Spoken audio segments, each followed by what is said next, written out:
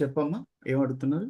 ఈ ఈ ఈ లగ్నం అనేది ఈ అబ్బాయికి ఉండే అబ్బాయి దాంట్లో ఎక్కడి నుంచి స్టార్ట్ అవుతుంది సార్ లగ్నం అనేది? ఎక్కడైతే లా పెట్టున్నారు చూసారా? అదే నాకు అదే ఒక డౌట్ సార్. ఇక్కడేమో మా అమ్మాయి దాంట్లో ఇక్కడి నుంచి స్టార్ట్ అయింది లగ్నము. అంటే మీ అమ్మాయిది క్యాస్ట్ లో. మేష లగ్నం మీ అమ్మాయిది. అవును సార్. ఎందుకంటే ఇది మేష రాశి. ఇది ఫస్ట్ నుంచి స్టార్ట్ అయింది. కానీ మీ అమ్మాయిది లగ్నమే మేష, అసలు రాసులు ఆహా. ఇది చూడమ్మా. వృషభ లగ్నం కాబట్టి ఇక్కడి నుంచి లగ్నం స్టార్ట్ అయింది. అంటే ఏ రాశిలో లగ్నం ఉంటుందో ఆ రాశి పేరుతో ఆ లగ్నాన్ని పిలుస్తారు. ఆ, ఓకే సార్, ఇప్పుడు అర్థమైంది. ఏ రాశిలో లగ్నము ఉంటుందో ఆ రాశి ఉమ్, పేరు మీద ఆ లగ్నాన్ని పిలుస్తారు. ఇప్పుడు లగ్నము వృషభ రాశిలో ఉంది కాబట్టి ఉమ్, వృషభ లగ్నం అన్నారు. ఉమ్, అమ్మాయిది మేషరాశిలో లగ్నం వచ్చింది కాబట్టి లగ్నము అంటే సమయం. ఉమ్, అంతే, ఇంక సమయం. అది ఏంటి సమయం, ఎట్లా వస్తుంది సార్ ఆ లగ్నం అంటే నేను బాగా చెప్తాను. ఉమ్, మనము సముద్రం ఒడ్డున నిలబడి తూర్పు దిశగా చూసాము అంటే భూమి ఆకాశము కలుస్తున్నట్టు అనిపిస్తుంది సముద్రం దగ్గర. ఉమ్, దాన్ని ఒక సముద్రం దగ్గరే కలవలేదు, అక్కడన్న ఒక ప్లెయిన్ సమతలమైన భూమి మీద నిలబడి చూస్తే భూమి ఆకాశాలు కలుస్తున్నట్టు అనిపిస్తాయి. సముద్రం దగ్గర ఎందుకు అంటే అక్కడ ఏ గృహాలు ఇవన్నీ కూడా ఆబ్స్టికల్స్, అవరోధాలు ఏమి ఉండవు. ఉమ్, ఒక సమతలంగా వెళ్తుంటది నీళ్ళ మీద. అక్కడ భూమి వంగి కలిసినట్టు ఉంటుంది. దాన్ని హారిజన్ అంటారు ఇంగ్లీష్లో. ఆ ఈ తూర్పు సమయాన, తూర్పు భాగంలో ఈ పాప పుట్టే సమయానికి 12 రాసులుగా మనం పైన అనుకున్నప్పుడు ఆ 12 రాసుల చిహ్నాలు, సింబల్స్, రాశి సింబల్, జనరల్ గా రాశి సింబల్ మనం చూపించేది నక్షత్ర. ఎందుకంటే ఆ రాశి అనేది రియల్ గా అక్కడ ఫిజికల్ గా లేదు. ఆ పైన ఆకాశంలో సూర్యుడు తన చుట్టూ తను తిరిగే ఆ భాగాన్ని ఆ ఒక అండాకారంగా తీసుకున్న ఎక్కువ అండాకారంగా అంటే తీసుకుంటారు కాబట్టి ఆ భాగాన్ని 360 డిగ్రీల భాగాన్ని డివైడెడ్ బై 12 చేస్తే 30 డిగ్రీల ఏరియా. అక్కడ రాశి అనేది ప్రత్యేకంగా లేదు. ఆ ఏరియాకు ఒక పేరు పెట్టారు వీళ్ళు. ఆ పేరు పెట్టాలి అనుకున్నప్పుడు వీళ్ళు ఏమనుకుంటారు, మీరు మేషరాశి పైన ఉంది, లేదు. సూర్యుడు ఉన్నాడు, చంద్రుడు ఉన్నాడు, నవగ్రహాలు ఉన్నాయి. రాహుకేతువులు లేరు. రాహుకేతువులు గ్రహాలు కాదు. అది నేను ఇంతకుముందు క్లాసుల్లో కూడా చెప్పాను. సరే, పైన ఆ ఏరియాని 30 డిగ్రీలుగా విడగొట్టినప్పుడు ఆ 30 డిగ్రీలకు ఒక పేరు పెట్టుకోవాలి కదా అనుకున్నప్పుడు వీళ్ళు దగ్గరలో ఉన్న నక్షత్ర సముదాయం పేరు పెట్టారు. ఇప్పుడు ఈ 0 నుంచి 30 డిగ్రీల ఏరియాని ఆ దగ్గరలో ఉన్న నక్షత్రం ఏరీస్ అనే, ఇంగ్లీష్లో అందుకని ఏరీస్, మేషం అంటే ఏరీస్ అని నక్షత్ర సముదాయం పేరు పెట్టారు అక్కడ. ఓకే. ఇప్పుడు ఈ పాప పుట్టే సమయానికి ఈ సింబల్, కరెక్ట్గా ఈ సింబల్ ఈ తూర్పు దిశను మూవ్ అవుతా ఉంది. అంటే జ్యోతిష్యులు ఏం చెప్తారంటే ప్రతి 2 గంటలకి ఒక సింబల్ మూవ్ అవుతుంది. కానీ 2 గంటల 12 నిమిషాలు 14 నిమిషాలు ఉన్న లగ్న సమయాలు ఉన్నాయి. 1:30 నిమిషాలు 40 నిమిషాలు మనకి ధనస్సు దాటిన కాడి నుంచి కుంభ, మకర, మీన ఇవన్నీ కూడా హ్రస్వ లగ్నాలు. అంటే 2 గంటల కన్నా తక్కువ ఉంటాయి. 1:45 నిమిషాలు 1:35 నిమిషాలు అట్లా. ఓకే. మనకు వృషభం నుంచి దాటిన తర్వాత 2 గంటలు 2 గంటల 14 నిమిషాలు 15 నిమిషాలు ఈ దీర్ఘ లగ్నాలు. అంటే తూర్పు సైడ్లో ఒక్కొక్క సింబల్ మారేటప్పుడు ఈ బాబు పుట్టేటప్పటికి వృషభ రాశి ఆ నక్షత్ర సముదాయం పేరు తౌరస్. TAURUS, తౌరస్. అది ఎట్లా ఉంటుంది, ఎద్దు ఆకారంలో ఆ నక్షత్ర సముదాయం ఉంటుంది. మీరు రాత్రిపూట సప్తర్షి మండలాన్ని చూస్తుంటారు కదా, నక్షత్ర సముదాయాలు ఎన్నో నక్షత్రాలు, ఒక నక్షత్రం కలిసి తోకలాగా ఇట్లా ఉంటాయి కదా, అట్లాగన్నా. సో లగ్నం అంటే వీళ్ళ జాతకుడు, జన్మ జాతకుడు పుట్టే సమయానికి తూర్పు దిశలో ఉదయిస్తున్న నక్షత్ర సముదాయ గుర్తు. ఆ టైంలో ఏ గుర్తు, ఏ నక్షత్ర సముదాయం, నక్షత్ర మండలి భూమి తిరుగుతూ ఉంటుంది కాబట్టి సూర్యుడి చుట్టూ ఏ నక్షత్ర సముదాయం సింబల్ ఆ టైంలోకి వస్తుందో అది వాళ్ళ లగ్నం. దీన్ని జ్యోతిష శాస్త్రంలో లగ్నం కనుక్కోవడానికి కూడా ఒక టాపిక్ ఉంది. లగ్నం కనుక్కోవాలంటే ముఖ్యంగా ఆ రోజు సూర్యోదయం ఎంత అయిందో చూడాలి. అర్థమైందా? ఆ రోజు సూర్యోదయం ఎంత అయిందో చూడాలి. సూర్యుడు ఆ రోజు ఏ రాశిలో ఉన్నాడు, ఇది రెండో పాయింట్ లగ్నం కనుక్కోవాలంటే. ఒకటి, సూర్యోదయం ఎన్ని గంటలకు స్టార్ట్ అయ్యింది, ఆ రోజు సూర్యుడు ఏ రాశిలో ఉన్నాడు, ఎంత దూరం ప్రయాణం చేశాడు ఆ రాశిలో. 30 డిగ్రీలు ఉంటుంది కదా. మీ పాప పుట్టేటప్పటికి సూర్యుడు, మీ పాప పుట్టేటప్పటికి నా లగ్నం అంటే అప్పుడు ఆ టయానికి మనకి ఎన్ని డిగ్రీల్లో సూర్యుడు ఉన్నాడు ఆ రోజు. సరే, అది సపరేట్ టాపిక్, లేట్ అవుతాం మనం మనం అనుకున్న టాపిక్ని డివేట్ అవుతాం. మీ డౌట్ క్లియర్ అయిందమ్మా? ఎక్కడ ఉన్నామా? క్లియర్ అయింది సార్. ఇంకా ఒకటి ఆ, అదేదో ఇప్పుడు నేను మళ్ళీ షష్టాష్టకాలు. లగ్నం ఎలా కనుక్కుంటారు చెప్పాను అనుకో, లేట్ అవుతుంది. మనం అనుకున్న మీకు కావాల్సిన టాపిక్ మనకి. సరే సార్. అడుగమ్మా. శిష్ట మీరు అడిగే శిష్టాష్టకాలు అంటారు కదా, శిష్టాష్టకాలు. ఇప్పుడు లగ్నం మీకు క్లియర్ అయిందమ్మా? లగ్నంకి ఎక్కడైతే వాళ్ళ పుట్టే సమయానికి ఏ నక్షత్ర సముదాయం తూర్పు దిశలో వస్తుందో అది వాళ్ళ లగ్నం. ఓకే, వీళ్ళు లా పెడతారు. అది లగ్నం కనుక్కోవడానికి ఒక చిన్న మెథడ్ ఉంది, దాని ప్రకారం కనుక్కోవచ్చు మనం. అది తీసేద్దాం. ఇప్పుడు మీది రాశి వేరు, లగ్నం వేరు, సరేనా? రాశి వేరు. కానీ ఒక్కోసారి ఏమవుతుందంటే మీ లగ్నం వచ్చేసి మేషరాశిలోనే పడింది కాబట్టి మేష లగ్నం. రాశి ఎప్పుడు కూడా మేషరాశి నుంచే లెక్కేస్తారు. మేషం 1, 2 వృషభం, 3 మిథునం. రాశులు ఎప్పుడు మేషరాశి. లగ్నము ఎక్కడైతే ఆ సమయానికి ఏ సింబల్, ఏ నక్షత్ర సముదాయం తూర్పు దిశలో మూవ్ అవుతా ఉందో అక్కడ అది మొదటి అంటాం. ఇక్కడ బాబుకి ఇది మొదటి ఇక్కడికి వచ్చేసరికి లగ్నం తర్వాత లగ్న భావము అంటారు. తర్వాత వచ్చేది రెండవ భావం, తర్వాత మూడవ భావం. భావం అన్నా, స్థానం అన్నా, హౌస్ అన్నా, పొజిషన్ అన్నా ఎన్ని ఒకటే. తెలుగులో భావం అంటారు, ఒక్కోసారి హౌస్ అంటారు, కానీ రాశి వేరు మళ్ళీ. ఇవన్నీ మీరు డిఫరెన్స్ గుర్తుపెట్టుకోవాలి. రాసులు వేరు, భావాలు వేరు. ఓకే, ఇప్పుడు మీరు ఇంకే షష్టాష్టకం అడిగారు. షష్టాష్టకంలో నేను మీకు షష్టాష్టకాన్ని ప్రాపర్గా తీసుకెళ్తే బాగుంటుంది. షష్టాష్టకం అడిగినప్పుడు ఇక్కడ చూడమ్మా, మీ అబ్బాయి రాశి మెయిన్ రాశి, అమ్మాయిది మిథున రాశి. ఇప్పుడు నేను షష్టాష్టకం గురించి చెప్పాలన్నప్పుడు ఎక్కడైతే చంద్రుడు ఉంటాడో అంటే ఇది D9 చార్ట్. దీన్ని వివాహ జీవితం, మ్యారేజ్ అయిన తర్వాత ఈ చార్ట్లు చూస్తారు, ఎలా ఉంటుంది వాళ్ళ లైఫ్, ఎలా ఉంటుంది అనేది. సరే, ఇది మొత్తం జీవితం చెప్పుద్ది లగ్న కుండలి, D1 చార్ట్ అంటారు. సో అబ్బాయి చార్ట్లో చంద్రుడు వచ్చేసి ఎక్కడున్నాడు? మీనంలో ఉన్నాడు. మీ షష్టాష్టకం గురించి చెప్పాలి అన్నప్పుడు చార్ట్ చూపిస్తుంది. అమ్మాయిది ఏ రాశి? మిథున రాశి. చంద్రుడు మిథునంలో ఉన్నాడు. ఇప్పుడు షష్టాష్టకము అంటే అమ్మాయి రాశి నుంచి అబ్బాయి రాశికి లెక్కేయాలి. ఎంత అవుతుంది?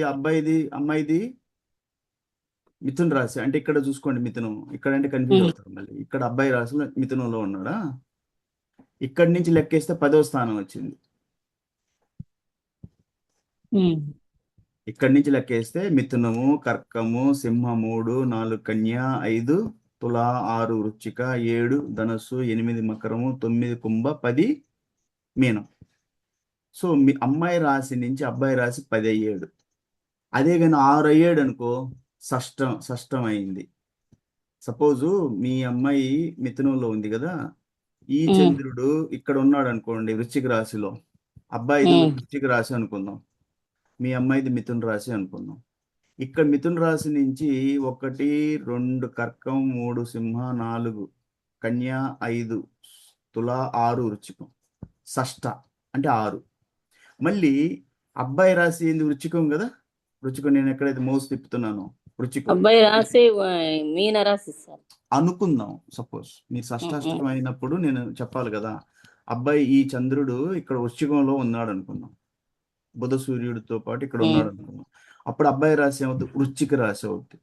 అప్పుడు అబ్బాయి నుంచి మళ్ళీ లెక్కేస్తే వృశ్చికం 1, ధనస్సు 2, మకరం 3, కుంభ 4, 5 మీనం, 6 మేషం, 7 వృషభం, 8 మిథునం. అప్పటికి అబ్బాయి నుంచి అమ్మాయికి లెక్కేస్తే 8 అష్టకం. అమ్మాయి నుంచి అబ్బాయికి లెక్కేస్తే షష్టకం, షష్ట అష్టకం, 6, 8 కాంబినేషన్. వీడు ఈ పాయింట్ మన జ్యోతిష్యంలో ఎక్కడో ఒక దిక్కడ రాసిన ఈ పాయింట్ని పట్టుకొని 6, 8 వద్దు అని వివాహాలు చెడగొట్టిన ఎన్నో కేసులు. అంటే వాడికి ఒక కారణం తెలుసు అంతే. వాడు జ్యోతిష్యం ఏం చూశాడంటే ఒక కారణం పట్టుకొని తిరుగుతూ ఉంటాడు.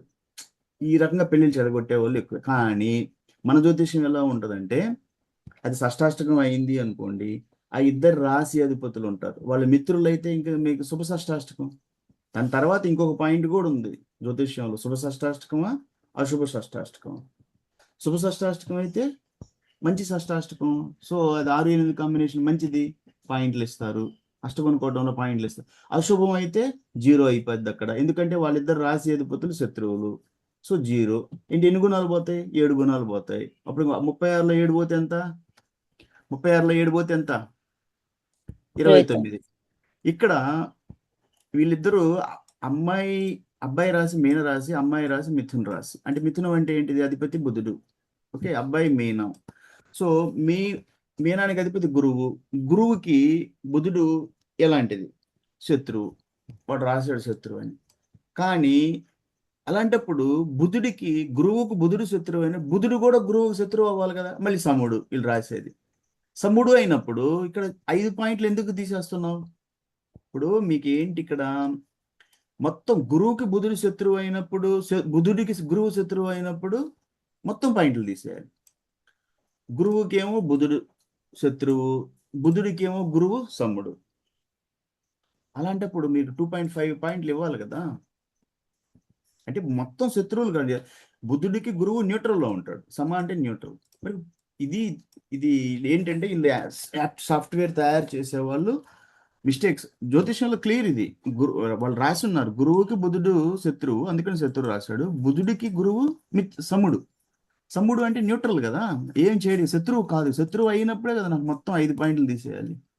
సో ఇక్కడ మీకు పాయింట్లు ఇవ్వాలి. తర్వాత నెక్స్ట్ వచ్చేసి ఇది ఓకే, మనుష్య దేవగణం. 5కు 6 ఎందుకు? 6కు 6 ఎందుకు? మనుషులకి దేవతలకి మనుషు శత్రు రాక్షసులు వీళ్ళేమన్నా? దేవతలు మనుషులు దేవుళ్ళు, మనం దేవుళ్ళని పూజిస్తాం, మనకేం శత్రుత్వం ఉంది వాళ్ళకి? లేదు కదా. గణకోటంలో ఎందుకు ఒక పాయింట్ తగ్గిస్తున్నారు? ఇక్కడ పాయింట్లు ఇవ్వాలి, ఇక్కడ పాయింట్లు ఒక పాయింట్ ఇవ్వాలి. సో ఇది సరే, మధ్య నాడి ఏకనాడి దోషం అన్నప్పుడు మీకు పాయింట్లు తీసేశారు. కానీ ఎప్పుడైతే నక్షత్ర పాద భేదాలు ఉంటాయో, నక్షత్రాలు మారుతాయో, పాద భేదాలు ఉంటాయో, ఆ నడికోట దోషం క్యాన్సిల్ అవుతుంది.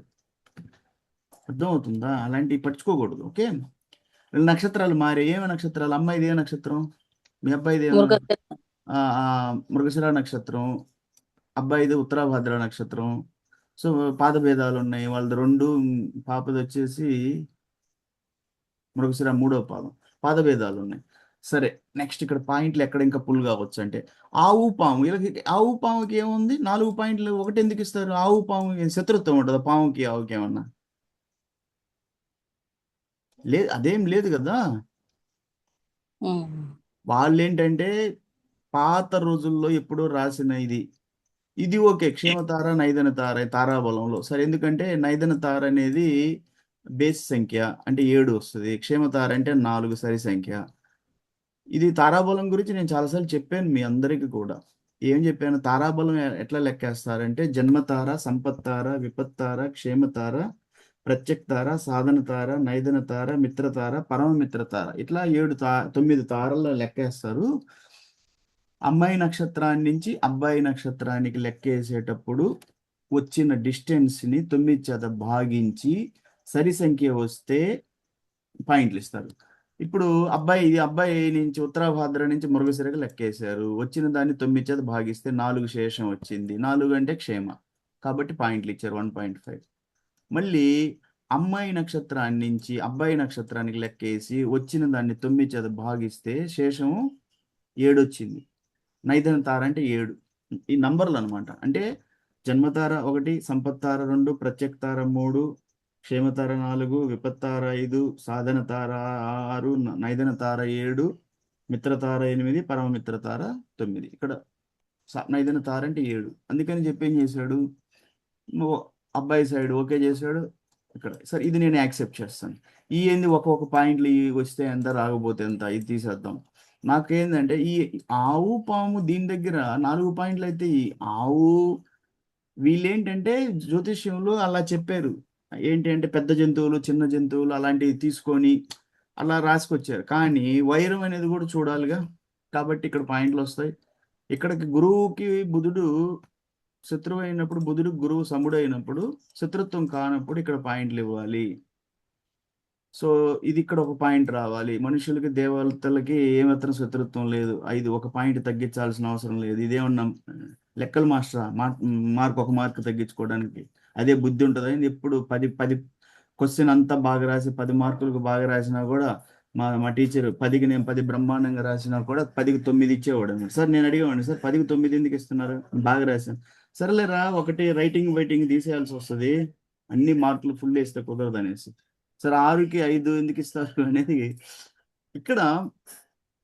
ఇక్కడ వచ్చేసి రాసులు చూడండి. మీన మిథున ఇక్కడ 7 ఎందుకు వచ్చాయంటే 7కి 7 వచ్చాయంటే వీళ్ళదైనా షష్టాష్టకం కాదు. చార్ట్లో ఏమొస్తుందంటే మనం చార్ట్ తీసేటప్పుడు అమ్మాయి రాశి నుంచి అబ్బాయి రాశి, ఫస్ట్ అబ్బాయి రాశి నుంచి లెక్కేద్దాం. అమ్మాయిది చంద్రరాశి మిథునం. ఇక్కడి నుంచి అబ్బాయి రాశికి లెక్కేసేటప్పుడు 10 అవుతుంది. ఇక్కడి నుంచి లెక్కేసుకొస్తే 10 అవుద్ది. మళ్ళీ అబ్బాయి నుంచి అమ్మాయికి లెక్కేస్తే 4 అవుద్ది. అప్పుడు ఇదేమవుతుంది అంటే 10-4 కాంబినేషన్ అంటారు. అమ్మాయి నుంచి అబ్బాయికి లెక్కేస్తే 10 అవుతుంది. అబ్బాయి నుంచి మీనం నుంచి అమ్మాయికి లెక్కేస్తే మీనం 1, మేషం 2, వృషభం 3, మిథునం 4. అప్పుడుకి అమ్మాయి నుంచి లెక్కేసుకుంటే 10-4 కాంబినేషన్. ఎప్పుడు కూడా అమ్మాయి నుంచి 10-4. ఈ జ్యోతిషాస్త్రం షష్టాష్టకం అంటే 6, 8 వద్దని, నవపంచకం అంటే 9, 5, నవ అంటే 9, 5 అయితే పంచకం, నవపంచకం 2, 12 కాంబినేషన్. ద్విదశకం వద్దు అని 2, 12. కానీ వీళ్ళు ఏం చేస్తారు అంటే అవి శుభమా అశుభమా చూడరు.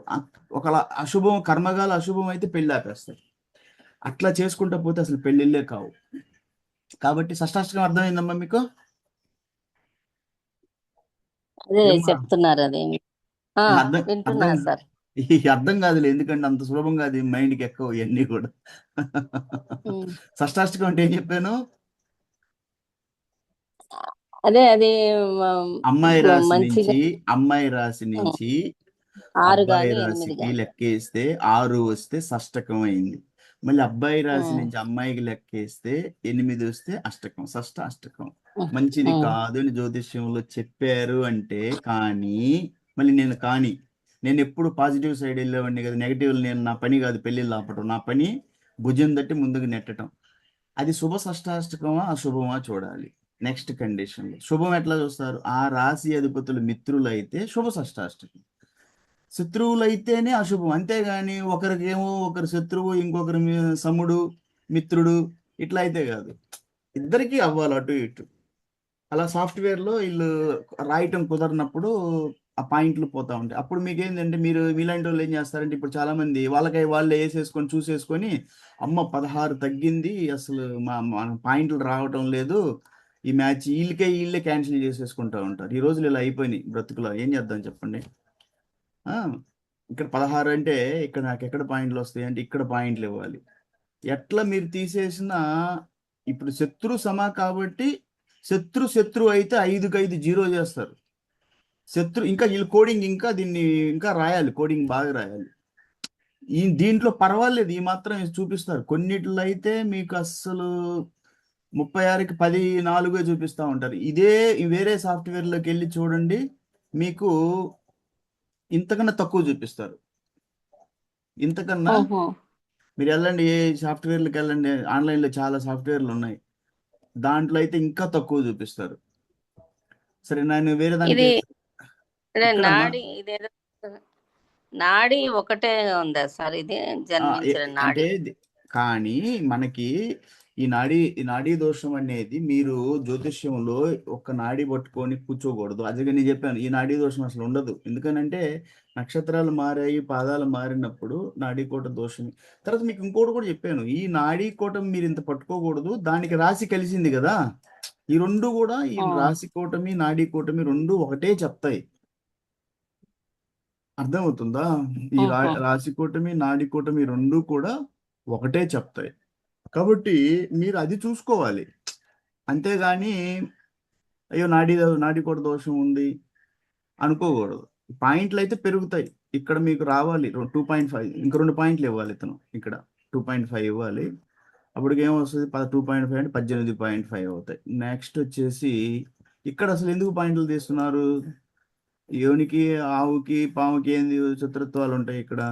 సరే అట్లీస్ట్ 2 పాయింట్స్ ఇచ్చినా ఇక్కడ 2.5, 4.5 అంటే 20.5 అవుతాయి. ఇక్కడ మనిషి ఇక్కడ ఎందుకు పాయింట్ తీసేస్తున్నారు? 6కి 6 ఇవ్వాలి.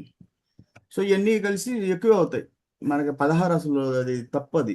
సరే నెక్స్ట్ వచ్చేసి నేను మీకు చెప్పాల్సింది జ్యోతిష్యంలో రికార్డ్ అవుతుంది కాబట్టి చాలా మంది ఈ నాడీ కోట సారీ అష్టగుణ కూటమిలోనే తిరుగుతూ ఉంటారు. వాళ్ళని ఈ జ్యోతిష్కులు అందరూ కూడా ఈ అష్టగుణ కూటమిలో తిప్పుతూ ఉంటారు. వాళ్ళని తిప్పేసి ఈ పెళ్ళొద్దు ఆ పెళ్ళొద్దు తీసేయండి అంటారు. నాడీ కోటతో ఈ పాయింట్ మీదనే తీసేస్తాడు పెళ్ళి. ఆ, కానీ మీరు రాశికోటం బాగుంది కదా, ఘనకోటం బాగుంది కదా, ఆ, పోతే మీకు నైదన ఇది తారాకోటంలో అంటే మధ్యస్థంగా ఉంది. ఇక్కడ పాయింట్లు వస్తాయి, ఇక్కడ పాయింట్లు రావాలి. సో మీకు 3 కూటముల్లో 2 కూటములు బాగున్నాయి. ఆ, ఓవరాల్ గా మీకు ఏంటంటే ఇది చూసి పెళ్లి చేసే సమాజం మారాలి. ఈ అష్టగుణ కూటమిని పట్టుకొని తిరిగే సమాజం మారాలి. నేను చూస్తున్నట్టుగా మీకు ఇట్లా చార్ట్లు అనలైసిస్ చేయాలి. ఎట్లా అంటే నేను మొదటి నుంచి వస్తున్నాను. మరి నేను చెప్పుకున్నట్టు ఎట్లా అంటే అబ్బాయి చార్ట్ చూసినప్పుడు నా కుజగురు శుక్రులు ఎలా ఉన్నారు, కుజుడు సింహరాశిలో ఉన్నాడు. ఓకే ఓకే కుజుడికి సూర్యుడికి రవికి మిత్రత్వం ఉంది, డిగ్రీలు బాగున్నాయి. ఇది వచ్చేసి వృషభ లగ్నం నుంచి 4వ స్థానం. ఓకే, ప్లేస్మెంట్ బాగుంది, 4 గంట కేంద్రం. ఓకే, శుక్ర నక్షత్రానికి దగ్గరగా శుక్ర నక్షత్రాధిపత్యంలో కుజుడు ఉన్నాడు, వీళ్ళిద్దరికి మిత్రత్వం ఉంది. Okay plus. ఓకే, సో గురువు ధనుసు సొంత క్షేత్రంలో ఉన్నాడు, చాలా మంచిది, పూర్వాషాఢ నక్షత్రం. ఓకే, ఇక్కడ వచ్చేసి డిగ్రీలు బాగున్నాయి. సో గురువు సొంత క్షేత్రంలో ఉన్నాడు అన్నప్పుడే ప్లస్. ఓకే, నెక్స్ట్ శుక్రుడు సొంత క్షేత్రంలో ఉన్నాడు తులలో. కానీ ఇది నేను చెప్పాను బాల్య స్థితి. సో శుక్ర స్తోత్రాలు చదివించుకోవాలి. కానీ శుక్రుడు అబ్బాయి చాట్లో బలహీనంగా ఉన్నాడు అన్నప్పుడు అమ్మాయి చాట్లో బాగున్నాడు కదా శుక్రుడు, అమ్మాయి చాట్లో కూడా శుక్రుడు బలహీనంగా ఉన్నాడు. సో నో ఇష్యూ, ఇద్దరు కలిసేసి శుక్ర స్తోత్రాలు చేసుకోవచ్చు. తర్వాత పోతే అబ్బాయి చాట్లో శుక్రుడు సొంత క్షేత్రంలో ఉన్నాడు అంటే దీని అర్థం ఏంటి అంటే, దీన్ని మీరు చాలా మంది చెప్పాలి. అబ్బాయి చాట్లో భార్య అంటే శుక్రుడు, అమ్మాయి చాట్లో భర్త అంటే గురువు. సో శుక్రుడు సొంత క్షేత్రంలో ఉండటము అనేది ఈ అబ్బాయికి వచ్చే భార్య చాలా మంచి భార్య వస్తుంది అనేది అది చెప్తుంది. ఎందుకంటే భార్య ఎప్పుడు కూడా అబ్బాయి చాట్లో భార్య అంటే శుక్రుడిని చూస్తారు. తండ్రి అంటే సూర్యుడు అబ్బాయి చాట్లో, అమ్మాయి చాట్లో కూడా చంద్రుడు అంటే తల్లి. ఇట్లా ఒక్కొక్క గ్రహానికి రిప్రజెంటేషన్ ఉంటుంది. సో శుక్రుడు తులారాశిలో అంటే సొంత క్షేత్రంలో ఉండటము అంటే అబ్బాయి చాట్లో భార్య మంచి అమ్మాయి. ఓకే, అయితే ఈ డిగ్రీలు ఏంటంటే దీనివల్ల ఏమొస్తుంది అంటే ఇలా మధ్యన అండర్స్టాండింగ్ కొంచెం వచ్చేటప్పటికి కొంచెం చిన్న చిన్నగా అండర్స్టాండింగ్ వస్తుంది అని, మెచ్యూరిటీ లెవెల్స్ చిన్న చిన్నగా అడ్జస్ట్ అవుతారు అని. ఎందుకంటే డిగ్రీలు ఇంకా బాగుంటే బాగుండేది.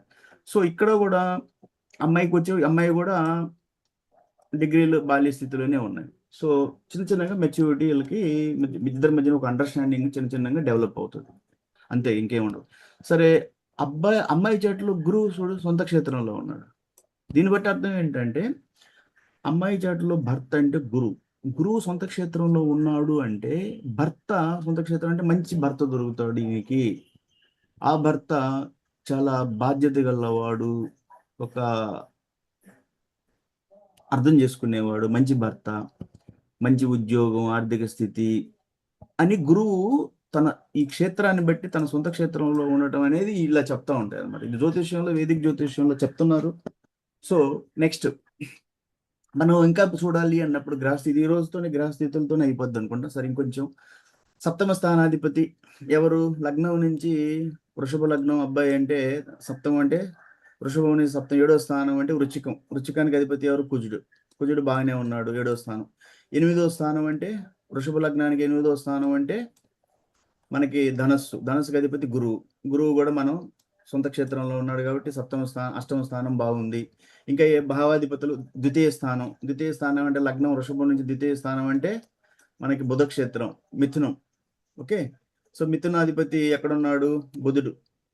బుధుడు సూర్యుడికి దగ్గరగా ఉన్నాడు. సో బుధాదిత్య యోగంలో ఉన్నాడు. వృశ్చిక రాశిలో ఇలా డిగ్రీలు. నేను చాలా మంది నన్ను ఈ జ్యోతిష్యంలో నాకు నచ్చింది ఏంటంటే అదే చెప్పాను.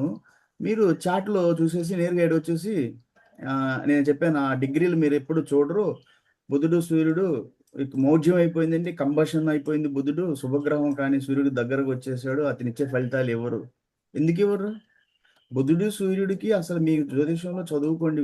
అక్కడ ఏం చెప్పారంటే కుజ గురు శుక్ర కుజ గురులు మనకి జనరల్ గా కూడా మౌఢ్యమి అవుతూ ఉంటది. శుక్రుడికి చాలా తక్కువ మౌఢ్యం ఉంటది. సో బుధుడికి కూడా మనకి ఏంటంటే డిగ్రీలను బట్టి వీళ్ళకి బుధుడికి చాలా ఎగ్జామ్షన్ ఉంటది. అందుకని చెప్పి డిగ్రీలను బట్టి కూడా మీరు లెక్కేసుకోవచ్చు ఎంత మౌఢ్యమి ఉంది అనేది. బుధుడు అస్తంగతం చెందాడు, 15 డిగ్రీల్లో ఉన్నాడు వృశ్చిక రాశిలో. సూర్యుడు ఎక్కడ ఉన్నాడు? వృశ్చికం 11 డిగ్రీల ఇలా మధ్యన ఆల్మోస్ట్ 11 డిగ్రీలు ఉంది సూర్యుడికి బుధుడికి. అంటే క్లోజ్ గా లేడు, 2 డిగ్రీలు 3 డిగ్రీలు అంత దగ్గరలో లేడు సూర్యుడికి బుధుడు.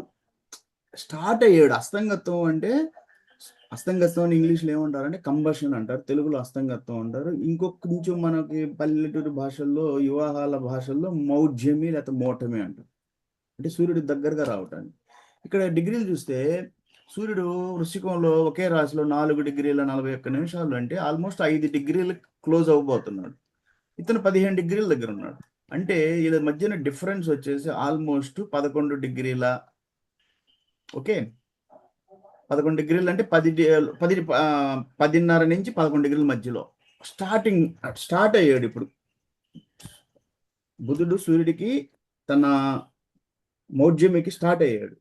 క్లోజ్ డిగ్రీలు అంటే 3-5 డిగ్రీల లోపు అంటే దాన్ని చాలా సీరియస్ మౌఢ్యమి అంటారు. లేదు ఊరకనే అది అందుకని దీన్ని ఏమంటారంటే సూర్యుడు బుధుడు కలిస్తే బుధాదిత్య యోగం అంటారు. సో అప్పటికి మనకేం వస్తుంది? ఈ వృషభ లగ్నానికి అబ్బాయికి బుధుడు ఎన్నో స్థానం అవుతాడు? రెండవ భావాధిపతి. వృషభానికి 2వ భావం మిథునానికి అధిపతి బుధుడు. బుధాదిత్య యోగంలో ఉన్నాడు సూర్యుడితోటి. ఆ 2వ భావం ఏం చెప్తుంది మనకి? వివాహానికి 2వ భావం ఎందుకు చూడాలి? 2వ భావం అంటే కుటుంబ స్థానం, ధనస్థానం. అతని వివాహం జరిగిన తర్వాత కుటుంబ వృద్ధి జరుగుద్ది, 2 కుటుంబాలు ఒకటవుతాయి. సో బుధుడు బాగానే ఉన్నాడు, బుధాదిత్య యోగంలో ఉన్నాడు, 2వ భావాధిపతి. తర్వాత 5వ స్థానం చూస్తాం, పుత్రస్థానం. పుత్రస్థానాధిపతి ఎవరు? మళ్ళీ 5వ స్థానం అంటే వృషభం నుంచి 5వ స్థానం అంటే మన కన్యారాశి. కన్యారాశికి అధిపతి బుధుడు బాగానే ఉన్నాడు. సో మనకి 2-5 బాగుంది, 7-8 భావాలు బాగున్నాయి. 7వ స్థానం అంటే ధనస్సు. దాంట్లో మనకి 7 అంటే కుజుడు.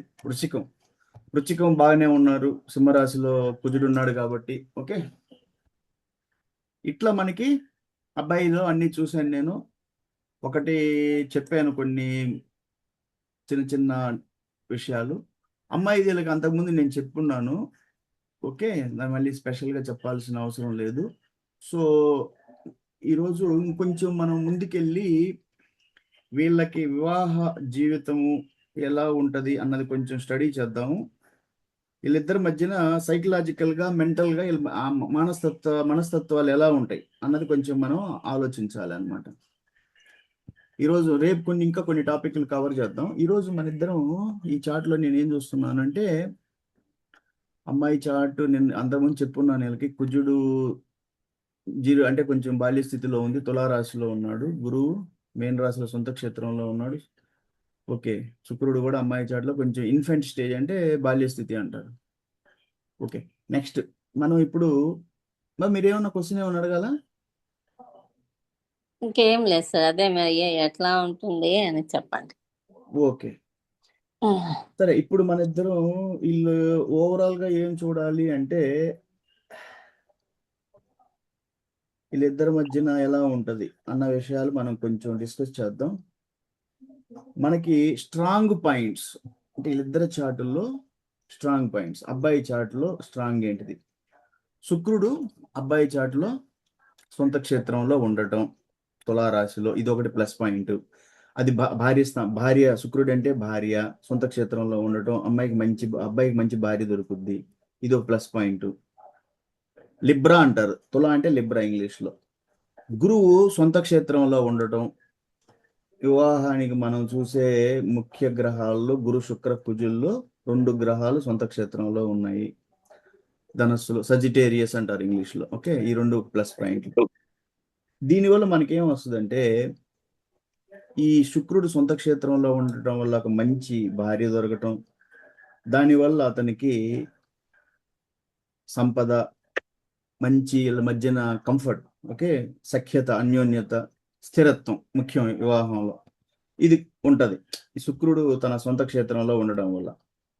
సరే, కొంచెం ఈ చాట్లో నేను చెప్పింది ఏంటి, కొంచెం శుక్రుడు బాల్య స్థితిలో ఉన్నాడు. సో గ్రహ స్తోత్రాలు ఏంటి అంటే, నేను పంపిస్తాను శుక్ర గ్రహ స్తోత్రాలు, వాళ్ళు చదువుకోవాలన్నమాట, పఠనం చేస్తూ ఉండాలి.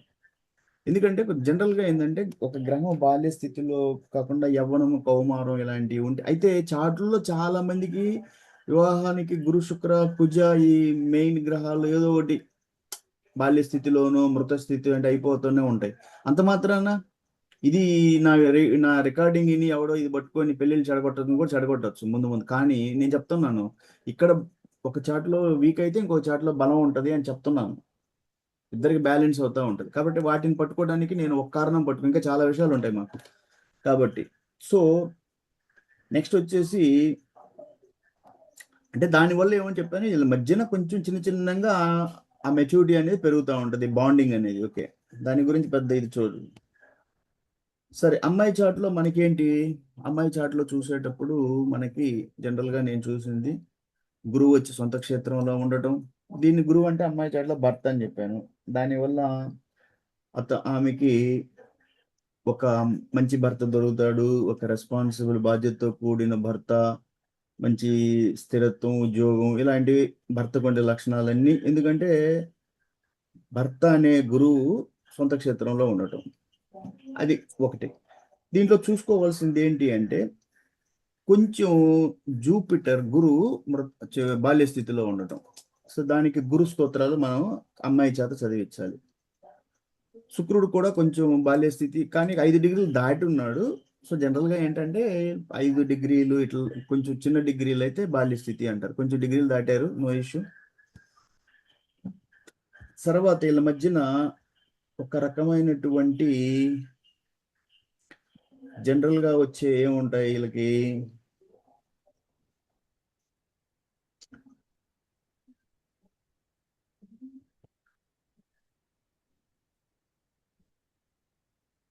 జనరల్గా ఉంటాయి. ఎవరికైనా లైఫ్లో కొన్ని ఈగో క్లాషెస్ ఉంటాయి.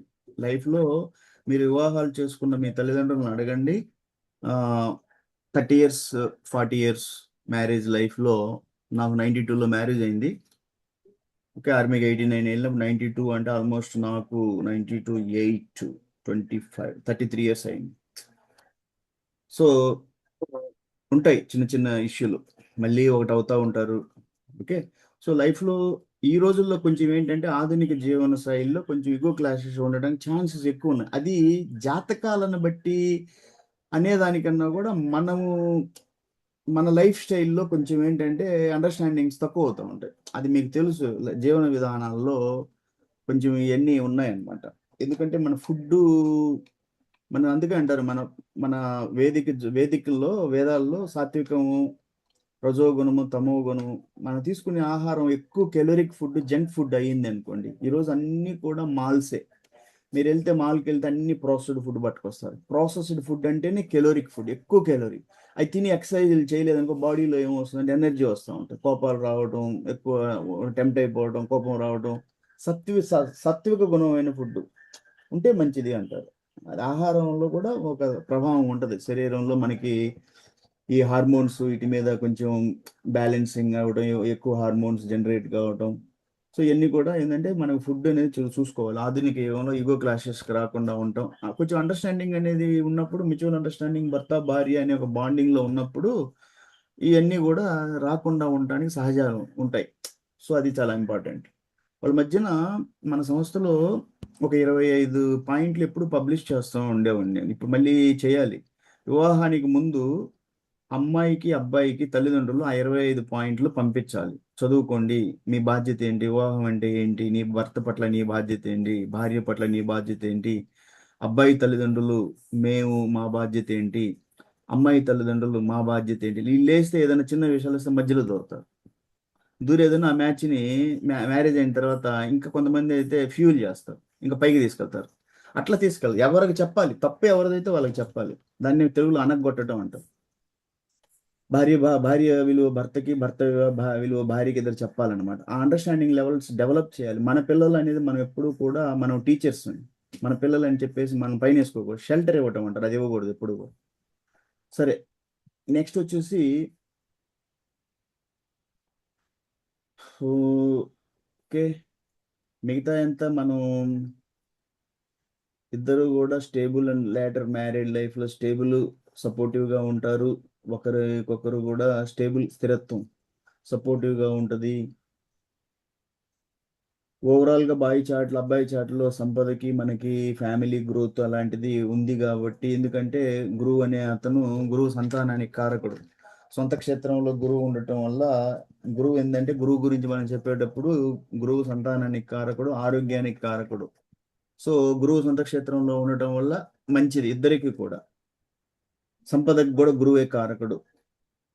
గురువు గురించి చాలా చెప్తాం. గురువు అంటే విద్య అని, గురువు అంటే సంపదని, విజ్ఞానం అని, గురువు అంటే సంతానానికి కారకుడు, గురువు అంటే ఆయు కూడా ప్రొటెక్టర్ అనమాట. ఆయు ప్రొటెక్టర్ యాక్చువల్గా శని ఆయు కారకుడు, గురువు కూడా అన్నిటికీ, ఎందుకంటే గురువు అన్నిటికీ సహజ శుభగ్రహాల్లో సీనియర్ అనమాట చాలా. ఓకే, సో నెక్స్ట్ వచ్చేసి మనకి అబ్బాయి వచ్చేసి కొంచెం ప్రాక్టికల్గా ఆలోచించే మనిషి, స్థిరమైన ఆలోచనలు ప్రాక్టికల్. అమ్మాయి కొంచెం ఏమంటే సెన్సిటివ్గా ఉంటారు, ఎందుకంటే జనరల్గా అమ్మాయిలు సెన్సిటివ్గా ఉంటారు, కానీ కొంతమంది ఓవర్ సెన్సిటివ్గా ఉంటారు.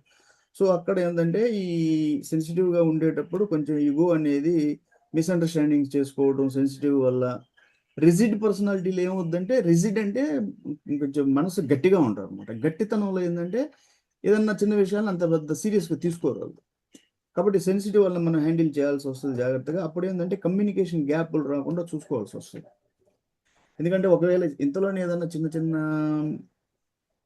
ఓకే మనకి మనస్పర్ధలు వచ్చినప్పుడు వెంటనే కమ్యూనికేషన్ బ్రేక్ చేసుకోకూడదు అనమాట.